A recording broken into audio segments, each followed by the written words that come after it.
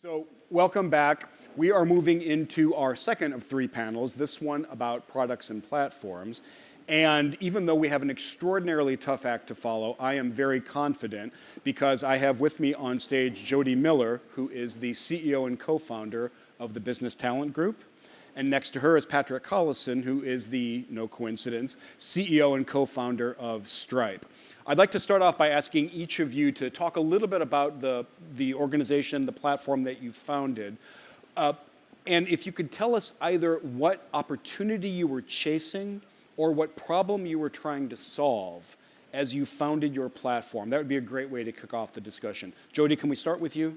Sure, I'm happy to start, and I think after the first panel, I feel like I may be rearranging the deck chairs on the Titanic because I deal with human capital and human beings who are predominantly knowledge workers. And isn't that quaint, really? Tell us about that. You know, although I will Robots say, 0.5. if you listened carefully this morning, all of these things, contests for crowds, all the things that Carl was talking about, they all need humans to design the inputs and to give the orders, at least today. So we'll talk about that in a minute because that's relevant to our platform. So our platform at the highest level is a way to get an efficient labor market to enable knowledge workers who want to work as independent professionals to do project-based work. A global platform that you can easily and efficiently do two things. As an independent professional, have a choice about how you want to structure your life and your career, something that was not possible when we started this company. And as an employer, have another way to get work done. So you're not just limited to the pretty rigid way in which most companies get work done and organized. So I was trying to solve both problems and created a platform that very rapidly became, the leader in the US in this emerging market. And tell us a little bit more about the inefficiencies that you saw that said there has to be a better way. So it was like a lot of things, it was real experience. I ran a digital media company, Americast, which was a joint venture with telcos and Disney, which also feels like its time has come again with the acquisition of AT&T. And I knew a lot about interactive television. I was also a venture capitalist at Mavron. And people would call me to talk about interactive TV, and they'd offer me a lot of money to consult for them. And I wasn't a consultant. I didn't want to be a consultant, but I like talking about interactive TV. So I said, I'll tell you what I'll do. I'll find real consultants, people who've been trained at McKinsey or great firms. I'll build a little team, and they'll create the work plan, and they'll do all that. And when they really want to know about interactive TV, they can call me, and I'll tell them what I know and get them connected. And before I knew it, on the side, I was the largest single outside contractor to the Corporation of Public Broadcasting, doing a series of projects in this model that they told me were better and cheaper and unique. And I'm sitting at a venture capital firm. Those are three of the four things I look for. The fourth, of course, is scalability. And I realized that everywhere I looked as a manager, you were always scrounging around for people. It wasn't right for McKinsey, it wasn't right for permanent employment, but you needed a person or a couple people, and there was no efficient way to do it. And LinkedIn actually made it worse because LinkedIn made it worse because you knew 500 people, and you don't remember the right person at the right time. And so from a demand side, I saw a truly inefficient market. Got it. And no way to judge quality, no way to assemble a team, no way to know if someone was available, no way to know market rates. It was, how it was. You know somebody, and before you know it, you're 6 calls in, and you've got no idea who you're talking to or whether they're any good. So from the employer side, to me, it seemed very clear this was a massive opportunity to change the way they could think about getting work done. We're a new piece of human capital infrastructure. From the individual side, I knew clearly that look at me, if someone would give me an endless stream of opportunities to talk about interactive TV for, at the time, I think $10,000 a day, I might do that for a while. But I wasn't going to go look for it. And so my insight was, let's create a company that brings those opportunities to the people who have this kind of knowledge on a regular enough basis and support them so that this can be a real career alternative. Okay. Patrick, same question? So Stripe is a platform for internet and technology entrepreneurship. And so our goals are to help more companies get started and then to help them sort of be more successful, expand internationally more effectively, implement new business models and so forth. And we do this sort of initially by helping businesses simply accept payments from customers all around the world and kind of move money around more efficiently. And so kind of one way of thinking about Stripe is kind of like AWS, but for the movement of money. But sort of over time, we've been providing sort of an increasing kind of breadth of services and tools and functionality and so on that, again, broadly speaking, help businesses operate and sort of implement their whatever their business model is more effectively and more efficiently. And sort of the kind of the motivating kind of themes behind it are maybe sort of threefold, where first is kind of this prevailing public narrative that kind of society has never been more sort of prone to disruption and hash disruption and sort of God knows what else, and sort of rates of entrepreneurship have never been higher, and sort of the dynamism of the economy is at heights it's never seen before. And broadly speaking, I mean, it's difficult to sort of disaggregate the data to kind of precisely get the true figures, but broadly speaking, it seems that is not true, that the rates of entrepreneurship in the US are in fact declining. The fraction of the US workforce that's employed at a company less than 5 years old is falling. The average market share of the top companies in any sort of major given sector is increasing. The profits of those companies, the kind of rents, if you want to be kind of pejorative about it, are growing, right? And sort of broadly speaking, as we look across the US economy, if we sort of try to take these kind of different measures of entrepreneurialism, dynamism, and so forth, those seem to be declining, right? And so Stripe is a platform for technology entrepreneurship. We want to provide some force in the opposite direction. Of course, we can't do this alone or anything close to it, but we would like to kind of, broadly speaking, arm the upstarts who are looking to take on the incumbents. That's kind of number one.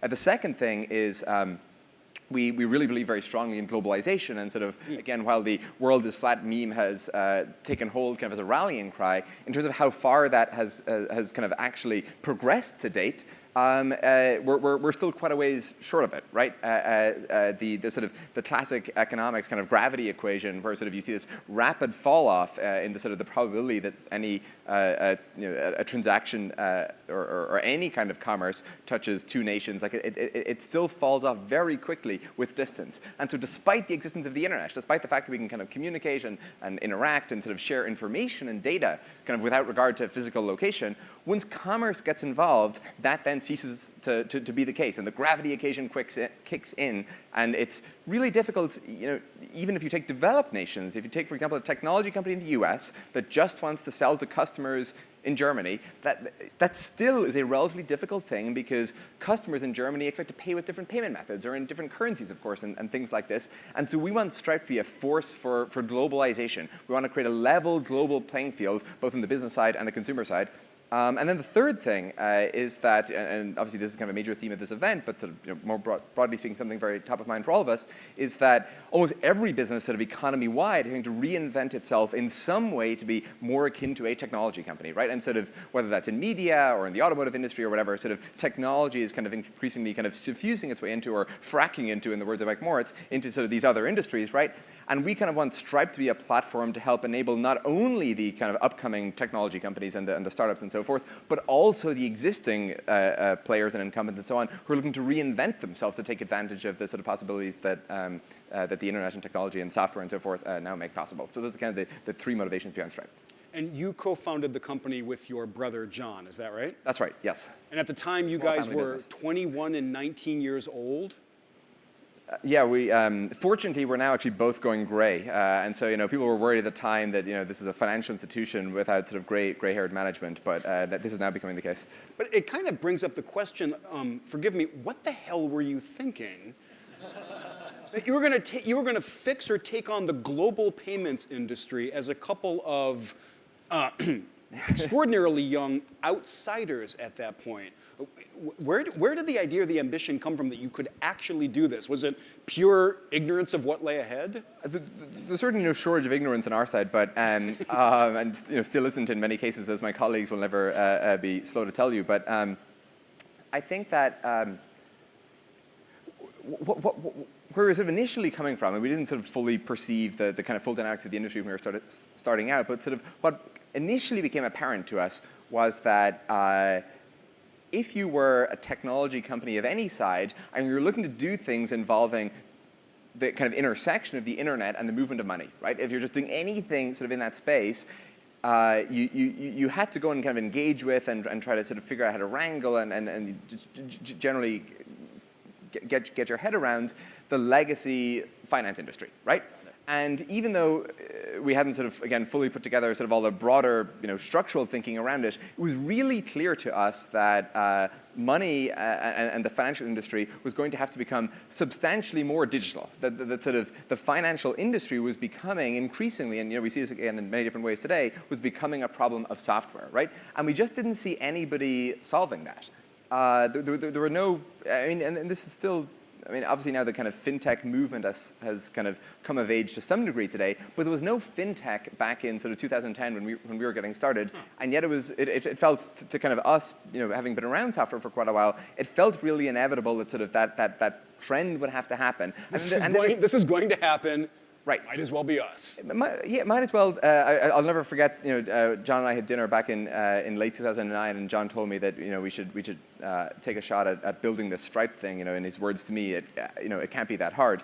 And so I've never forgiven him for that assessment. But those are the broad thinking, and then the kind of specific angle, of course, that we came to it from. People are sort of attacking fintech from sort of all sorts of different angles, but the thing that we're really kind of hyper-focused on is enabling more technology businesses to get started, sort of companies taking advantage of the internet in kind of some way, shape, or form, and again, kind of helping them expand globally and sort of address a full, a larger fraction of the sort of world's increasingly rapidly growing, middle class and consumer base.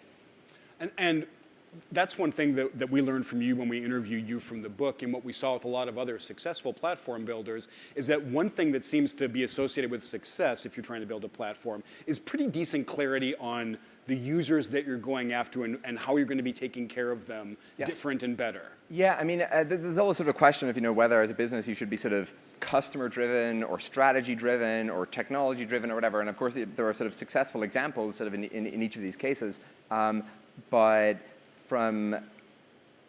I think in trying to build a platform, sort of to your point, the thing that you really want to hold sort of invariant is your conception of the customer, and then sort of allow everything else to sort of fluctuate a little bit over time, but to kind of keep the clarity there. And so, for example, we launched a product called Atlas back about a year and a half ago. And so Atlas is a product that enables entrepreneurs anywhere in the world to incorporate a business in the US, so to incorporate in Delaware, to get a US bank account, so kind of a first-class access to the US financial system, to get a US Stripe account so they can sell to customers anywhere in the world, and kind of tax and legal advice and so forth, right? And so if you imagine, you're a developer in Bolivia or in Indonesia or sort of any from our vantage point, sort of distant corner of the world, and you have some great idea, you've been able to sort of teach yourself to code, using all the wonderful resources that now exist, but you sort of find it difficult, at that kind of last mechanical hurdle, like, well, it's very difficult for me to, for example, raise money if I'm, a company in Bolivia, right? Investors don't know how to kind of wrap their heads around that, or it's difficult for me to kind of sign contracts with customers and so forth, right?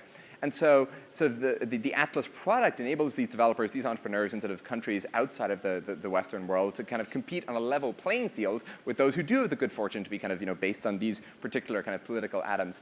And so we launched that back a year and a half ago, and it's obviously it's early and it's only existed for about a year and a half, but sort of the initial data has been really encouraging. Sort of thousands of businesses have now gotten started with Atlas from more than 100 countries, and in aggregate they're starting to generate some pretty impressive revenues. But the thing that's noteworthy here, I think, is that people, when we launched Atlas, people thought we were out of our minds, right? What's a payments company doing launching an incorporation bank account service? Like, there wasn't even a category to put it in, and the only way we were kind of led to it was through this kind of focus on the kind of customer definition. It wasn't about a particular set of technologies, and it wasn't about sort of any particular strategy. It's, again, how do we help more technology companies get started? How do we help them sort of build better, larger, more successful businesses? And then let's do whatever is entailed within that in order to achieve those goals. Both of you are builders of successful two-sided platforms, and all the builders of such platforms that we talked to for the book are properly obsessed with scale and properly obsessed with network effects. Jody, how did you learn to activate those? What were your secrets? What were your learnings? Honestly, it has natural network effects. Talent become clients. Client becomes talent. It's a totally organic process for us. And what we found is, it's interesting, the focus on the client is one of the critical things in the in the human cloud, which is the new buzzword. There's a lot of companies that are platforms to bringing together different segments, technology, people, designers, you can go legal, you can go down the list. Yep. Most of them are doing work remotely. Many of them are doing specialized in the payments cross-border. In fact, for those of you who followed this space, Odesk, which was bought by what was Elance, which is now together Upwork, which sure. is in the book. One of the big things that Odesk did particularly well was figure out how to enable cross-border payments and the taxes and the labor laws. So solving this problem has been an increasingly important part of these platforms. But all of the use, so 95% of the use has been with small businesses, not with the Fortune 1000, and certainly not with the Fortune 100. And so the big challenge is how do you make this almost a utility for all business? And the issue when you go up the curve to the Fortune 100 in particular is you've got legacy systems. Exactly what you were saying. You've got legacy procurement systems, legacy legal systems. You've got a legal framework in our country that does not contemplate this kind of work. You've got a benefits system. So when you start a company like this, you've got to enable, just like you enabled the formation of companies, we had to enable the legal framework to plug into the way these businesses work today, even though it's not optimal, but it's the only way to get the business going. And so now what we're seeing, and it's changed literally in the last 6 months, and Accenture has a report out last week where they list the hot tech trends, and number 3 is workplace platforms. And in the report, they talk about P&G spending a couple $1 million this year to enable a talent platform. And we are personally seeing this. We have 55 Fortune 100 clients today calling us to talk about how do they get access to the on-demand talent network. It is happening, but the processes still aren't there. And did you want to say something? Well, just to your point on, I mean, I think it's very pressing to you guys to sort of have such a focus on the kind of the interplay between sort of the platforms and network effects in the book. But something I like about it that I think is sort of generally an undertold story, sort of with regard to kind of network effects in particular, especially network effects on the internet. And network effects are sort of focused a lot. There's a lot of focus on network effects as a kind of competitive moat, right? And sort of people sort of increasingly realize that they function very effectively there, right? Because if you can truly figure out some way in which kind of be it one-sided or two-sided, sort of more people join the network. I mean, it's kind of the ultimate economy of scale, right? Yep. And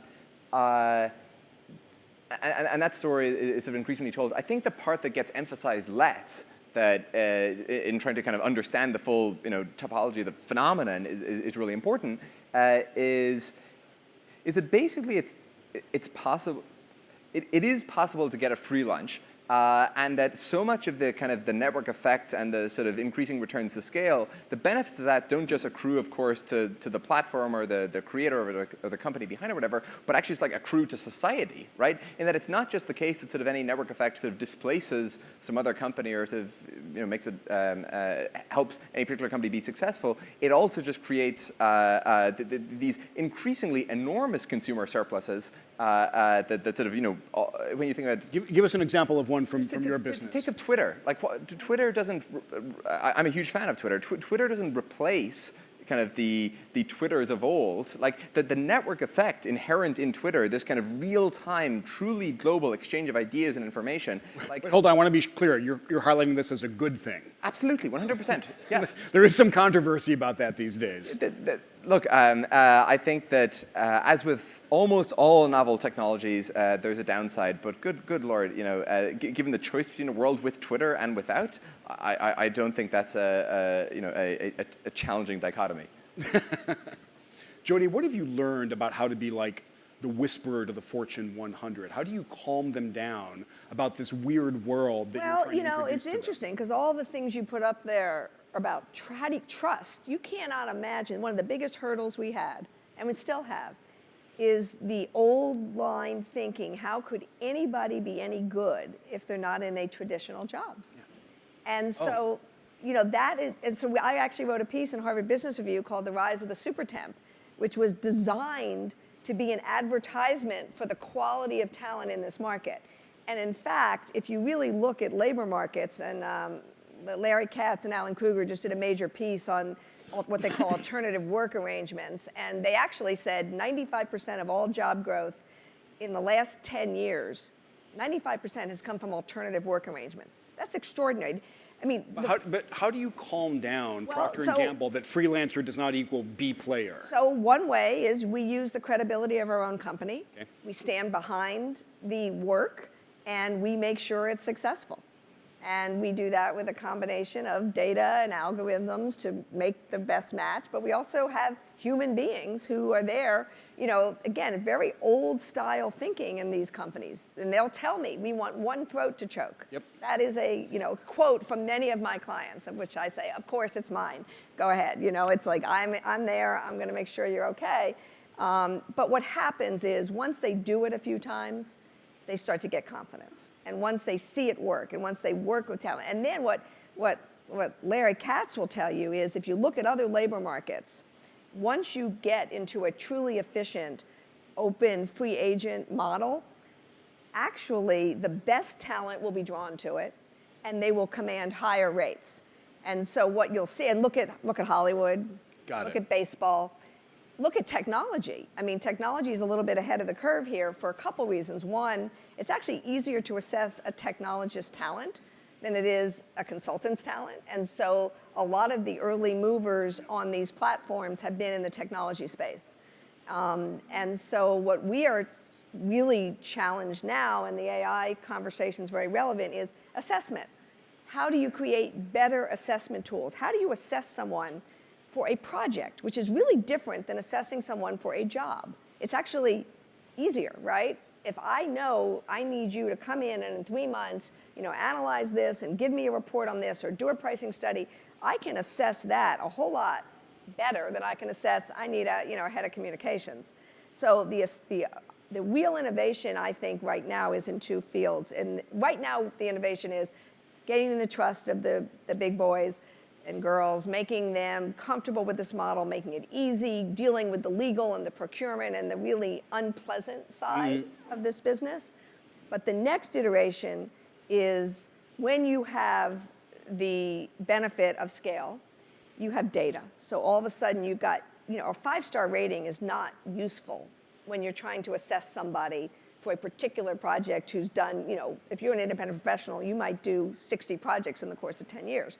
You need a much deeper level of assessment. So assessment is one area where I see a lot of innovation happening. We're innovating. We just raised our last institutional round to do some of this work. Can you give us a hint about how you're doing it? Because my guess is, you said the 5-star rating doesn't work all that well. Does not work. My guess is the old-fashioned, here's my CV. Does not work. Okay, what does work? Understanding, it's understanding what kind of skills a project needs to be successful. Okay. Understanding how you see if they have that skill, whether it's objective tests. A lot of the software engineers will take tests. Again, if you're talking about a strategy consultant or a pricing consultant, that's harder. But not impossible, you're saying. And then client ratings, but not 5-star ratings. Ratings that we will put in front of them very specific around a skill set and around culture. So over time, you get proprietary data. We already have proprietary data on every single person that we've placed that no one else has. And think about what we know compared to what a quote-unquote recruiter who places somebody and they never see him again after 3 years or 4 years. We put people on projects over and over. So the data on talent, if this is done properly, 5, 10 years from now, will be unmatched. It'll be unmatched. The second area that I think will be really prime for innovation is actually training. Because if you think about the knowledge worker and you think about what's happening, average job tenure is dropping down to about 4.26. It's actually a pretty substantial drop in the last year. So our projects can go for 2 years. So you're sort of creating a continuum, right? People are moving rapidly in and out of things. Things are changing every minute. How do you learn these new skills? You can go online and you can learn them, but who's going to certify it? Who's going to say you're any good? So I think you're going to see a world of apprenticeship. So think about what we know. We know where the demand is. So let's just say clients are asking for pricing studies. Let's just say pharma clients are asking for pricing studies. We have more demand for great pricing analysts in the pharma industry than we have supply. We know who the great pricing pharma people are. We also know what skills it takes to be a good pricing pharma analyst. We know who in the talent pool has those base skills. So how do we start connecting those people and then certifying them to put them in the market with a new skill that's in demand?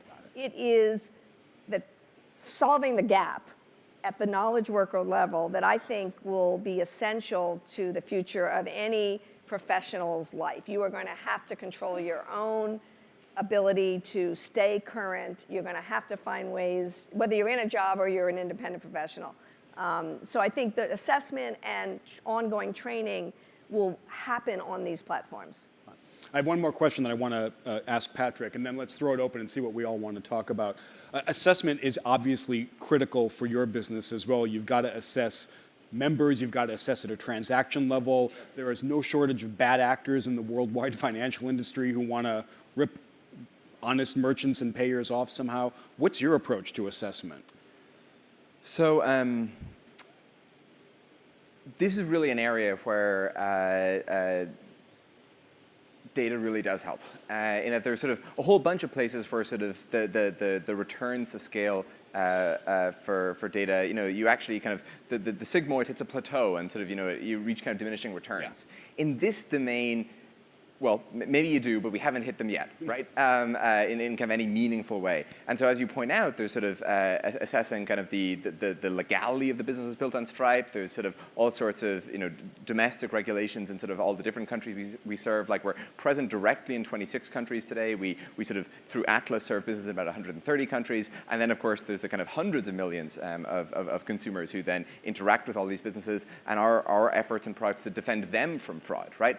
And so what then becomes so valuable is, rather than having each business try to build sort of their own in-house version of this, built upon, trained only with kind of the data that they get to observe, you get this kind of massive herd immunity effect, where sort of, because some kind of fraud is observed over here attacking this business from this IP address or sort of this kind of transaction cluster or sort of what have you, you can then sort of for free get the benefit of that with some completely unrelated business in a different country implementing a different business model because of the sort of the latent sharing that's now possible between them, right? And so that's really high impact. And then the second thing that we found just works really well is, when you go and you talk to a lot of these legacy incumbent financial institutions, a lot of the reason as to why kind of interacting with them is so painful, right? Why the setup times are so long, or you have to wait for humans to approve transactions, or honestly just transactions are expensive. It's because they don't have good, sophisticated, robust, real-time fraud detection, machine learning, sort of algorithmic identification of things that are suspicious, because they haven't built this. That sort of was not in their DNA 20 years ago. And so because of that, they have to sort of serve these ends with sort of an inefficient amount of human labor, right? And so what we've been able to do is to kind of go and build, really sophisticated systems and sort of feature engineering and generation and then kind of subsequent anomaly detection, again, across the entirety of the portfolio, so that we can, with real rigor and robustness, and again, in ways that are substantially more stringent than what existed before, figure out how to onboard a crowdfunding campaign in Australia, or sort of a new, ride-sharing marketplace participant in France, or whatever. My guess is those are not purely hypothetical examples. Absolutely, absolutely, right. And actually, what we're now seeing much more of is the traditional financial industry coming to Stripe and saying, "Hey, let's work together on this, right? And let's figure out sort of how we can build, or how we can bring rather, kind of some of the technology that we're now building, and the identity verification and the sort of anti-money laundering controls and so forth, to some of the more kind of traditional financial industry domains, because I mean these of course are sort of shared problems for them as well." And so, what's your response to those overtures? It's certainly something that we're interested in. And to your earlier question, like, our customer, Stripe's whole business model is serving entrepreneurs and technology companies and businesses that want to kind of take advantage of the possibilities of the internet. And if then there's some kind of spillover benefits to the traditional financial industry, that's totally fine, right? We're not okay with that. And we're not competing with them, right? And so if we can help make them better and sort of create a safer global financial ecosystem for everyone, that benefits all participants. Got it. So let's throw this open for questions. A couple things to keep in mind. First of all, speak uncomfortably close to the microphone. These are real proximity microphones. Second of all, make your question uncomfortably short. Make it a question. Your voice should be going up at the end. And there's this mode of asking questions that we come across once in a while where a person will grab the microphone, declaim for a while, and then say, "What do you think?" at the end. How many of us have seen that? How many of us really value that as a questioning style? Okay, sweet. Don't hand the microphone to that person. And aside from that, let's see what people want to talk about. Can we throw the mic around? We have one over here? Please. Yes. I'm very uncomfortably close. That's perfect. I have a question about market failures. If what you're expecting from labor is that you not only have a basic education, and a high school education, and a college education, and you're a knowledge worker, and then you have to go and retrain and retrain. And then you have, what you're getting from the demand side is a short-term contract. And you're a knowledge worker, so you know that machine learning may replace your job sometime in the future. How do you convince somebody to go through all that and make a bet and have no job guarantee on the other side of that equation? We work in Michigan right now with displaced workers who are dealing with that right now. I think we have the question. Thanks. Jody, I think that's something a good one for you. And I think I want to answer it in a couple ways. Number one, there's a new book out by Rick Wartzman, which is about the end of loyalty in major corporations. So the notion that we are all secure in quote unquote permanent jobs is really changing, whether it's pension plans that are no longer defined benefit but defined contribution. I mean, there's a series of declining ties between employers and employees on the one hand. The other thing that I think is fascinating is we survey our talent, and many others do too. The level of satisfaction for people who are independent is like 85%. They're happier than they were in permanent jobs, and the reason they become independent, anyone want to guess? What's the number one reason people become independent? What? Bad boss. Yes. That's exactly, usually people say flexibility. They assume it's a bunch of people who don't want to work. That's not true. Most of the people who are independent are men. They're MBAs in our pool, and they're working as hard, if not harder, than they were when they were in traditional jobs. What they value is control over who they work with and what they work on. It's professional control. And the biggest issue is exactly what you've said, which is the insecurity that comes with not knowing if your next project is coming. And that's exactly what we are built to try to solve.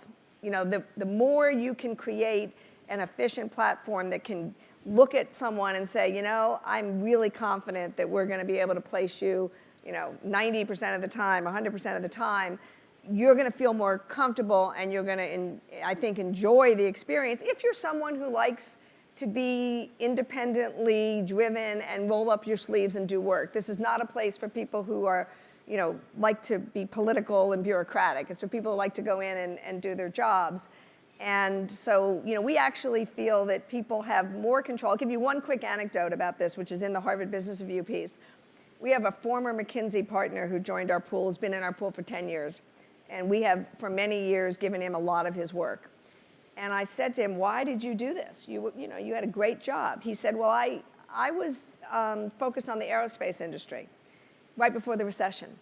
And when the aerospace industry, got hit, the firm said, go find your next category. And you got to develop those clients. And he said, I just realized I should just go and do that myself. And if I'm going to reinvent myself and get a whole new client base, then maybe I should be more in control. So I think that when this works well, it works really well, but it's still an emerging market. And so it isn't possible to give people the level of security you'd want. And I hope soon. It's not impossible to believe that this might be good news for former McKinsey partners. What I heard our questioner say was things seem kind of less equitable and chillier farther down the education ladder, down the skills there's ladder. no question that when you talk about the gig economy writ large, there are very serious issues at different skill levels and different wage levels. And those issues have to be addressed, in my opinion, whether it's benefits or whether it's basic income. There's no question. But at the knowledge worker level, these are highly compensated people who are, by and large, choosing to do this. Got it. Where's our next question? Let's go up front here. Hi, Jody. So I guess your company seems very uncomfortable to me to the extent that if I had a business, I wouldn't want to, expose all my client names and supplier names to somebody who's going to be there, 6 months. And also, wouldn't want to bring someone in from outside and tell them, this is where we're really weak and where we see great opportunity. So how do you get over those two things? We have confidentiality agreements. We have serious professionals. Those issues are actually not that different than what you would face if you went into a traditional consulting arrangement. And so what we find is, in fact, some clients feel more comfortable bringing in 1 or 2 people than an entire firm who can advise them on whatever they need, help implementing or figuring out. We have one far back on this. We have a couple far back on the side. Please, if you could just chuck the mic. How's it going? Patrick, this question's for you. I would love to hear your perspective on what role you think cryptocurrencies will play in helping overcome some of those international boundaries that you say you're working on. I think the answer to that is kind of unknowable at this point. Like there's sort of a chaotic system that hasn't kind of quite figured out sort of which attractor it's going to circle around yet. I think that I think up to now, sort of the cryptocurrency community has been sort of pulled, in service of these kind of different motivations, right? Where is it sort of a better digital store of value? Is it the next gold? Is it a way, the sort of Austrian view of, is this a way to kind of overthrow the tyranny of our monetary policy oppressors? Is this sort of a better remittance mechanism, international mechanism of exchange? Is it a way to reduce friction, honestly, right? Because, once you have the kind of the cryptocurrency substrate, then you can sort of innovate perhaps a little bit more at sort of the UI and the user experience level. And these have all been kind of commingled, which, makes for kind of a vibrant, active ecosystem. But none of it has kind of really come before yet, except perhaps the digital gold version, putatively. And then I guess the other dimension to it, of course, is all the, not to get kind of too in the weeds here, but sort of all the current, Bitcoin block size kind of controversy, which I think has really kind of raised some questions over whether Bitcoin is even the, technology that's going to win, and if the rise of Ethereum and so forth. So, the kind of long story short, I don't think it's really knowable at this point. Stripe supports Bitcoin, and we've supported Bitcoin since, I want to say 2014. So we have a fairly significant, base of merchants that are kind of taking advantage of it today. We also backed a nonprofit called Stellar, which is sort of an entirely new cryptocurrency technology, also back a couple of years ago, which had, 2, from our vantage point at least, kind of very nice properties where it supported sort of real currency transactions. So you could, you weren't restricted to using, some synthetic new currency like Ether or Bitcoin or whatever. You could actually, engage in transactions denominated in dollars or euro, what have you. And then the second property that had a provably correct, censorship-resistant, essentially instantly, converging consensus mechanism. And Bitcoin has all kind of the problems it does with kind of block timing and having to wait for some number of confirmations. Anyway, so I bring this up less to kind of advocate for either of them in particular, but more to say kind of it's a space we're kind of actively interested in. And where does this go? Honestly, I think that anyone who sort of has a confident belief on it is epistemically dishonest. We're going way over this way. Yes, please. The mic here. Before you build a successful platform, do you have to build a successful product? We were just talking about that, Yes, yes. actually. I don't think there's a clear demarcation line between them, right? In that, you can of course argue that Stripe is a product, which it is of course in many ways, but also with kind of non-trivial platform characteristics to it. I mean, to the extent that your question, Chris Dixon has a nice take on this, where he talks about kind of single player and multiplayer mode, and that if you think of a platform as kind of, by definition, kind of a multiplayer product, nothing, or with multiplayer dynamics, nothing starts out de novo, with kind of a really vibrant multiplayer community. And so you kind of have to figure out what the viable single-player mode to it is. And so, in Stripe's case, we have these kind of really nice platform effects with sort of third-party app developers and sort of lots of payment methods and countries and so forth. But there was also like a good single-player mode where on day one, even if nobody else was using Stripe, you could accept credit card payments on your website or in your app or whatever, right? And so I would kind of cut it less as platform versus product and more single-player versus multiplayer. Yeah, although in our case, I think absolutely we had to understand how to deliver effectively a solution using independent talent before we could scale it. And I think if you go just to the end game, you lose the connectivity with a client in particular to understand the concerns they have and understand what you have to do to address them. So you weren't fanatic about virality and about growth. You were fanatic about solving your clients' needs and taking good care of them. Well, both. I've always believed that scale will win in this game because I think having the best talent will give you the best clients, and the best clients will give you the best talent. So I think we needed scale and growth, but we also needed to know what the clients wanted and what they were worried about. We have time for one final question. The only requirement is that it's got to be a really fantastic, bang-up final question. No pressure, please. Okay. Well, I can't change what I wanted to ask. So, Jody, a question. My clients are Fortune 100, and they all have the problem of what you were assessing and figuring out exactly what project, what resource has worked on. And it seems that, but none of them can agree on what the criteria exactly is, and each one choose a different person for different things, and it's not always a good choice. So you mentioned that it seems that you have developed some mechanism, and then therefore you're gathering data around it that you're planning to monetize later on. I would love to hear a little bit about the details of this. So I think you've hit on something really important. The key to a lot of what we heard in the first panel and the key to our business is the ability of managers to projectize, to break work up into definable bits that you can apply a skill set to create a deliverable. And it's a much more rigorous, detailed kind of management than most managers are doing today. Got it. And what I often say is that if you think about the world, and John Chambers has been quoted, apparently he's very good at predicting the future. He predicted Airbnb and other big things. He said in 5 years, companies are going to be a CEO and a CTO, and that's it. And everything else is going to be done through, coming together of teams, internal, external, defined project deliverables. And again, this is not a new idea. Liberation management, Michael Porter wrote this, 25, 30 years ago. But we're now getting to the point where we can enable it. So the skill of thinking about how work gets done and projectizing it and defining it is truly what the successful manager of the futures will do. And corporations will not look like pyramids. They're going to look like puzzles. And you're going to be judged not by how you own and develop talent, but your ability to access and assemble talent against a very specific goal and objective. And if you think about what we heard this morning, designing the contest properly, designing the mission of the AI, it's a very similar way of thinking. And I think that's the skill.